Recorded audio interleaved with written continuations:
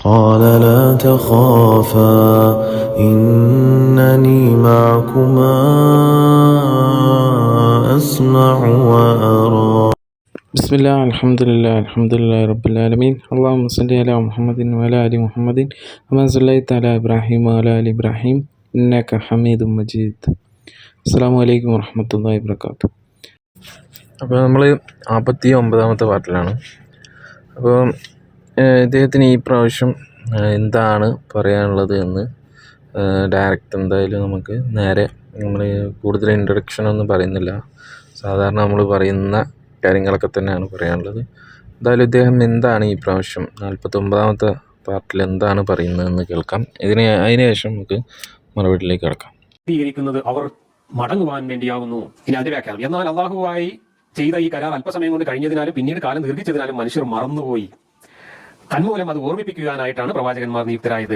അതിനാൽ ഞങ്ങൾ ഈ തൗഹീദിനെ പറ്റി അറിയുന്നവരായിരുന്നില്ല എന്നോ, ഞങ്ങളുടെ പൂർവികന്മാർ നടന്നു വന്ന ശിർക്ക് നടപടി മക്കളായി ഞങ്ങൾ അനുകരിച്ചു വന്നതാണ്, അതിനാൽ കുറ്റക്കാർ അവരാണ്, ഞങ്ങളെ നീ ശിക്ഷിക്കരുത് എന്നോ ഒന്നും പറയാൻ ന്യായമില്ലാതിരിക്കേണ്ടതിനാണ് മേൽപ്പറഞ്ഞ പ്രകാരം കരാർ വാങ്ങിയത്. ഇതെല്ലാം വിശദീകരിച്ച് വിവരിച്ചു തരുന്നത് ദുർമാർഗം വിട്ട് സന്മാർഗത്തിലേക്ക് മടങ്ങുവാനാണ്. അപ്പൊ എല്ലാവരും ഇത് മറന്നു പോയിക്കണം പോലെ എന്തെങ്കിലും മറക്കേണ്ട, അങ്ങനെ മറന്നു പോകുന്ന ഒരു കരാർ ഉണ്ടാക്കിയിട്ട് എന്താ കാര്യം? അത് മറന്നു പോകാതെ നിലനിർത്തേണ്ടത് അള്ളാഹു ചെയ്യേണ്ട ബാധ്യതയില്ലായിരുന്നു. എന്നിട്ട് അത് ഓർമ്മിപ്പിക്കാൻ ഈ മാതിരിയുള്ള കള്ളപ്രവാചകന്മാർ വന്ന് പറയേണ്ടി വരിക. അയ്യോ, ഈ കള്ളപ്രവാചകന്മാർ കള്ളന്മാരാണോ ഒറിജിനലാണോ എന്ന് നമുക്ക് ബോധ്യപ്പെടണ്ടേ? അത് ബോധ്യപ്പെടാത്തതിനാണല്ലോ മക്കാർ മുഹമ്മദിനെ ചോദ്യം ചെയ്തത്, മക്കാർ മുഹമ്മദിനെ നിഷേധിച്ചത്. അത് ബോധ്യപ്പെടാത്തതുകൊണ്ടാണ്. അല്ലാതെ അള്ളാഹുമായിട്ടുള്ള കരാറുണ്ടോ എന്നുള്ളത് അല്ല പ്രശ്നം. അള്ളാഹുമായിട്ട് കരാറുണ്ട് എന്ന് മുഹമ്മദ് വന്ന് പറയണമെങ്കിൽ ആദ്യം മുഹമ്മദ് അള്ളാഹു പറഞ്ഞ ആളാണെന്ന് അവർക്ക് ബോധ്യപ്പെടണ്ടേ? അത് ബോധ്യപ്പെട്ടിട്ടില്ലല്ലോ, നമുക്ക് ബോധ്യപ്പെടുന്നില്ല. അതാണ് ഇവിടെ അടിസ്ഥാന പ്രശ്നം. ഇനി ഇബ്നു കസീർ ഇതിനകത്ത് വേറെ ഒരു കോമഡി കഥ പറയുന്നുണ്ട്. ആ കഥ അതിനേക്കാൾ വലിയ രസമാണ്. ഇവിടെ മറന്നു പോകാനുള്ള കാരണമാണ് ഇബ്നു കസീർ വിശദീകരിക്കുന്നത്. നമ്മളെല്ലാവരും മറന്നു പോകാൻ കാരണം ആദം നബി എന്ന് മറന്നു പോയി എന്നുള്ളതാണ്. ആദം നബി പറഞ്ഞ കുറഞ്ഞ കാലം കൊണ്ടാണ്. എങ്ങനെയാണ് ആ കഥ ഞാൻ പറയാം. ആദം നബി ഇങ്ങനെ എല്ലാവരെയും മീറ്റിംഗ് വിളിച്ച് കൂട്ടിയ സമയത്ത്, അതായത് ആദം നബിന്റെ മുതുകിൽ ഇങ്ങനെ അള്ളാഹു ഒഴിഞ്ഞിട്ട് മുതുകിൽ നിന്ന് ലോകത്ത് വരാൻ പോകുന്ന മുഴുവൻ മനുഷ്യന്മാരെ ഇങ്ങനെ നിരത്തി നിർത്തിയപ്പോൾ ആദം നബി ഇങ്ങനെ നോക്കുമ്പോൾ ഒരാൾ നല്ല ചുരുക്കുള്ള ആളായിട്ട്, ഒരാൾ ഇങ്ങനെ തിളങ്ങുന്നതായിട്ട് കണ്ടു. അപ്പോൾ ആദം നബി അള്ളാഹിനോട് ചോദിച്ചു, അതാരാണെന്ന് ചോദിച്ചു. അപ്പോൾ അത് ദാവൂദ് നബി ആണെന്ന് പറഞ്ഞു. അപ്പോൾ ആദം നബി ചോദിച്ചു, ദാവൂദ് അയാൾ എത്ര കാലം ജീവിക്കുന്നു ചോദിച്ചു. അപ്പോൾ പറഞ്ഞു 60 കൊല്ലം ജീവിക്കുന്നതാണ്. ആ സമയത്ത് ഈ ആദം നബി അള്ളാഹിനോട് പറഞ്ഞു, ഇത്രേ എന്നാൽ ഒരു കാര്യം ചെയ്തു, ഒരു 40 കൊല്ലം എന്റെ ജീവിതത്തിൽ നിന്ന് എടുത്തിട്ട് മൂപ്പർക്ക് കൊടുത്തേക്ക്. എന്റെ ജീവിതത്തിൽ നിന്ന്, എന്റെ ആയുസിൽ നിന്ന് 40 കൊല്ലം കുറച്ചിട്ട് ആ 40 കൊല്ലം കൂടെ മൂപ്പർക്ക് കൊടുത്തേക്ക്, അങ്ങനെ മൂപ്പർ വയസ്സ് 100 ആക്കിക്കോളൂ എന്ന് പറഞ്ഞു. അങ്ങനെ അള്ളാഹ് അത് സമ്മതിച്ചു. അങ്ങനെ ഒരു കരാറും അള്ളി ആദം നബിയും തമ്മിലുണ്ടായിരുന്നു. അങ്ങനെ ആദം നബി മരിക്കാൻ നേരത്ത് ആദം നബിന്റെ ആത്മാവിനെ പിടിക്കാൻ വേണ്ടിയിട്ട് മറ്റേ അസ്രായിൽ മലക്ക് വന്നപ്പോൾ അസ്രായിലായിട്ട് ആദം നബി തർക്കിക്കാണ്. എനിക്ക് അനുവദിച്ച ആയുസ് ആയിട്ടില്ലല്ലോ, ഇന്നെന്തിനാ കൊണ്ടുകൊടുപ്പോ, എനിക്ക് 40 കൊല്ലം കൂടെ ജീവിക്കാണ്ടല്ലോ, എന്റെ കണക്കനുസരിച്ച്. ഇതൊക്കെ മൂപ്പർക്ക് അറിയാം. അപ്പോൾ അസ്രായിൽ പറയാണ്, ഇങ്ങനെ ഒരു കരാറുകൾ തമ്മിലുണ്ടായിരുന്നല്ലോ. എങ്ങനെ അള്ളാഹ് 40 കൊല്ലത്തെ ആയുസ് നിങ്ങൾ ദാവൂദിന് കൊടുക്കാന്ന് നിങ്ങൾ അള്ളാനായിട്ട് വാക്ക് പറഞ്ഞിട്ടില്ല, ആ ആയുസ് കുറച്ചിട്ട് ബാക്കി കാലം കണക്കാക്കിയിട്ടാണ് ഞാൻ വന്നത് എന്ന് അസ്രായിൽ പറഞ്ഞപ്പോഴാണ് ആദം നബി അയ്യോ എനിക്കത് ഓർമ്മയില്ലല്ലോ എന്ന് പറഞ്ഞു. അപ്പോഴും മൂപ്പരെ ഓർക്കുന്നില്ല. അപ്പോഴും മൂപ്പര് പറഞ്ഞു എനിക്കത് ഓർമ്മയില്ലല്ലോ, ഞാൻ മറന്നുപോയല്ലോ എന്ന് പറയുന്നു.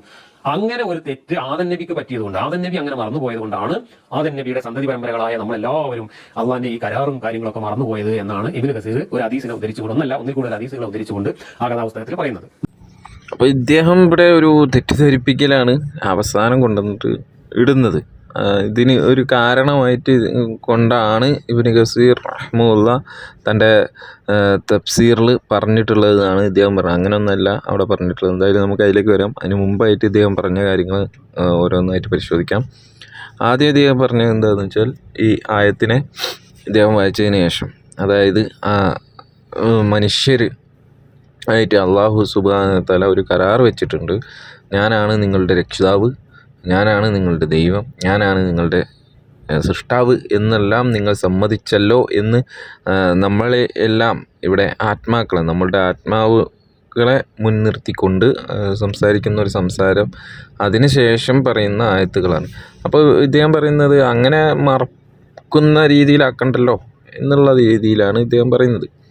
ഓക്കെ, മനുഷ്യനെ സംബന്ധിച്ചിടത്തോളം മറവി എന്നുള്ളത് അവനൊരു അനുഗ്രഹമായിട്ടാണ് അള്ളാഹു സുബ്ഹാനഹു വ തആല നൽകിയിട്ടുള്ളത്. കാരണം നമുക്ക് പല രീതിയിലുള്ള ദുഃഖങ്ങളും സന്തോഷങ്ങളും എല്ലാം മാറി മറിഞ്ഞ് പോകുന്ന ഒരു മിശ്രമായിട്ടുള്ള ഒരു ജീവിതമാണ് മനുഷ്യനെ സംബന്ധിച്ചിടത്തോളം ഉള്ളത്. സുഖങ്ങൾ മാത്രമല്ല മനുഷ്യനുള്ളത്.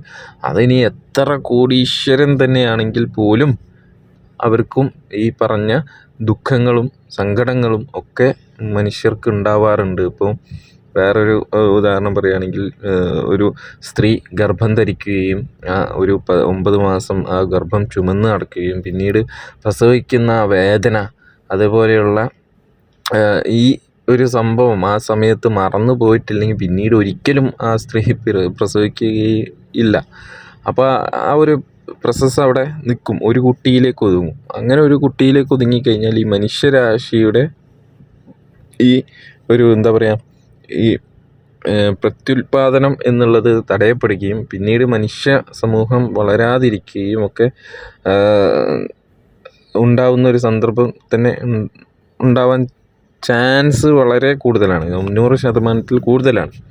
അപ്പോൾ അങ്ങനെയുള്ള അതേപോലെ തന്നെ മനുഷ്യരാകുമ്പോൾ തന്നെ മരണപ്പെടുകയൊക്കെ ചെയ്യും. അപ്പോൾ ചെറിയ കുട്ടികൾ, അതേപോലെ വലിയ ആളുകൾ, അതേപോലെ ഭർത്താവ്, ഭാര്യ, മകൻ, ഉമ്മ, ഉപ്പ, അതുപോലെയുള്ള അടുത്ത ബന്ധുക്കൾ തന്നെ മരണപ്പെടുന്ന സന്ദർഭങ്ങളുണ്ടാകും. അത് നമ്മൾ കുറച്ച് കാലം കഴിയുമ്പോൾ മറന്നു പോകും. ആ ദുഃഖവും പേറി ഇങ്ങനെ നടക്കുക എന്ന് പറഞ്ഞു കഴിഞ്ഞാൽ അത് ഒരുപാട് ഫ്രസ്ട്രേഷൻ ഉണ്ടാക്കുകയും ഡിപ്രഷനിലേക്ക് പോവുകയും ഒക്കെ ചെയ്യും. അപ്പോൾ ഈ മറവി എന്നുള്ളത് മനുഷ്യന് കൊടുത്ത ഒരു അനുഗ്രഹമാണ്. അപ്പോൾ അതുകൊണ്ട് തന്നെ പല ആളുകൾക്കും എന്താ പറയുക, പല കാര്യങ്ങളും മറവിയിലൂടെ അതൊരു അനുഗ്രഹമായിട്ടാണ്. ചില സന്ദർഭത്തിൽ അതൊരു എന്താ പറയുക, നമുക്കത് നേരെ വിപരീതമായിട്ടും മാറാറുണ്ട്. അപ്പോൾ നമ്മളത് ഓർമ്മിപ്പിക്കും. ഇപ്പോൾ ഒരാൾക്ക് ഇന്ന സമയത്ത്, നാളെ ഇന്ന സമയത്ത് ഡ്യൂട്ടി ഉണ്ട് രാവിലെ എന്നുള്ളത് ഓർമ്മിപ്പിക്കാൻ വേണ്ടിയിട്ട് നമ്മൾ എന്ത് ചെയ്യും, ഒന്നുകിൽ ഒരാളോട് പറയും നിങ്ങൾ ഒന്ന് ഓർമ്മിപ്പിക്കണേ, അല്ലെങ്കിൽ അലാറം വെക്കും. അങ്ങനെ പല സംവിധാനങ്ങളാണ് നമ്മൾ ചെയ്യുന്നത്. അപ്പോൾ അങ്ങനെയുള്ള കാര്യങ്ങളുണ്ട്. അപ്പം മറവി എന്നുള്ളത് മനുഷ്യന് ചില സമയത്ത് എന്ത് ചെയ്യാം, അത് ഒരു അനുഗ്രഹമായിട്ടാണ്. അപ്പോൾ അവരെ ഓർമ്മിപ്പിക്കുക എന്നുള്ളത് എന്താണ്, ഈ മനുഷ്യരെ സൃഷ്ടിച്ച സൃഷ്ടാവ് നൽകിയ ഒരു അനുഗ്രഹമാണെങ്കിൽ പോലും അതിൽ കൊണ്ട് അവന് ചില ദോഷങ്ങളുണ്ടാവും എന്നുള്ളത് കൊണ്ടാണ് എന്ത് ചെയ്യുന്നത്, ഈ പറഞ്ഞ പ്രവാചകന്മാരെ അയക്കുന്നത്. പിന്നെ ഇദ്ദേഹം പറഞ്ഞത് മറവിയുമായിട്ട് ബന്ധപ്പെട്ട് ഞാൻ പറഞ്ഞു. അത് കഴിഞ്ഞ ശേഷം ഇദ്ദേഹം പറയുന്നത് എന്താ വെച്ചാൽ, അങ്ങനെ കള്ളപ്രവാചകന്മാരെ അയച്ചു എന്നാണ്. കള്ളപ്രവാചകന്മാരെ ഒരിക്കലും ദൈവം അയക്കില്ലല്ലോ. ഏതെങ്കിലും ഒരാൾ ഞാൻ പ്രവാചകനാണ് എന്ന് സ്വയം പ്രഖ്യാപിത പ്രവാചകന്മാർ വന്നിട്ടുണ്ട് ഇവിടെ. അവർക്കൊന്നും തെളിവൊന്നും ഹാജരാക്കാൻ കഴിഞ്ഞിട്ടില്ല. ഇനി മുഹമ്മദ് നബി സല്ലല്ലാഹു അലൈഹി വസല്ലമയെ പറ്റിയാണ് നിങ്ങൾ പറയുന്നതെങ്കിൽ അദ്ദേഹത്തിനും ഒരുപാട് തെളിവുകൾ അവർ കാണിച്ചു കൊടുത്തിട്ടുണ്ട്. അല്ലാഹു സുബ്ഹാനഹു വ തആല പല ദൃഷ്ടാന്തങ്ങളും അവരുടെ ജീവിത കാലഘട്ടത്തിൽ തന്നെ. ഇപ്പോൾ ചന്ദ്രനെ പിളർത്തിയതായിട്ട് നമുക്ക് സൂറത്ത് ഖമറിൽ കാണാം. അതേപോലെ ഒരുപാട് ഹദീസുമായിട്ട് ബന്ധപ്പെട്ടിട്ട് കാണാം. അവർ നേരിട്ട് കണ്ടിട്ടുള്ള ഒരു സംഭവമാണിത്. പക്ഷെ അവർ പറഞ്ഞത് എന്താണെന്ന് വെച്ചാൽ ഇതൊരു മായാജാലമാണ്, അല്ലെങ്കിൽ ഒരു മാജിക്കാണ് എന്ന് പറഞ്ഞ് അവർ ഒഴിഞ്ഞു മാറുകയാണ് ചെയ്തിട്ടുള്ളത്. ഒരിക്കലും ഒരു മാജിക്ക് നമുക്കൊരിക്കലും ഒരു ചന്ദ്രനെ പിളർത്തിയിട്ടൊന്നും കാണിച്ചിട്ട് മാജിക്കൊന്നും ചെയ്യാൻ ആർക്കും കഴിയില്ല. ഇപ്പോൾ വാനിഷിങ്, അതായത് ആനയെ അപ്രത്യക്ഷമാക്കുന്ന മാജിക്കൊക്കെ നമ്മൾ കണ്ടിട്ടുണ്ട്. അതിന് സ്റ്റേജിൽ അതിന് വേണ്ട ലൈറ്റുകളും സംവിധാനങ്ങളൊക്കെ വെച്ചുകൊണ്ടാണ് അവർ ചെയ്യുന്നത്. അതേ സ്ഥാനത്ത് ഇതേ ആളുകൾ വേറെ ഒരു ഒഴിഞ്ഞ സ്ഥലത്ത് വെച്ചിട്ട് ഇത് ചെയ്യാൻ ശ്രമിച്ചു കഴിഞ്ഞാൽ അത് കഴിയില്ല. അതൊക്കെ മാജിക്കിൻ്റെ ഒരു കൺകെട്ടാണത്. അപ്പം അതേപോലെ എല്ലാ പ്രവാചകന്മാർക്ക് അല്ലാഹു സുബ്ഹാനഹു വ തആല കൊടുത്ത മുഅ്ജിസത്തുകൾ അല്ലെങ്കിൽ ദൃഷ്ടാന്തങ്ങൾ എന്ന് പറഞ്ഞു കഴിഞ്ഞാൽ ഇതേപോലെയുള്ള അവർക്ക് ബോധ്യമാകുന്ന രീതിയിലാണ്. പക്ഷേ അവരുടെ ആ ഒരു അപകർഷതാബോധമാണ് അവർക്ക് അതിൽ നിന്നും ഒഴിഞ്ഞു മാറാതിരിക്കാൻ കഴിയുന്നത് എന്നുള്ളതാണ് മനസ്സിലായി. ഇപ്പോൾ ഇയാൾക്ക് തന്നെ ഒരുപാട് ദൃഷ്ടാന്തങ്ങൾ ഖുർആൻ വായിച്ചു കഴിഞ്ഞാൽ തന്നെ കിട്ടുന്നുണ്ട്.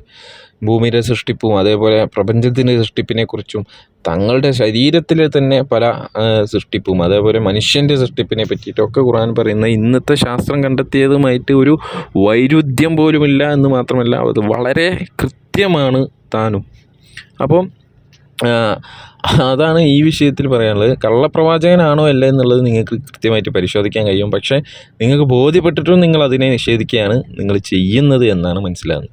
പിന്നെ അടുത്തതായിട്ട് ഇദ്ദേഹം പറയുന്നത് ഒരു കഥ പറഞ്ഞിട്ട് അതുകൊണ്ടാണ് ആദം നബി അലൈഹി സ്വലാത്തു വസ്സലാമുമായിട്ട് ബന്ധപ്പെട്ട ഒരു സംഭവം പറഞ്ഞുകൊണ്ടാണ് ഇദ്ദേഹം പറയുന്നത്.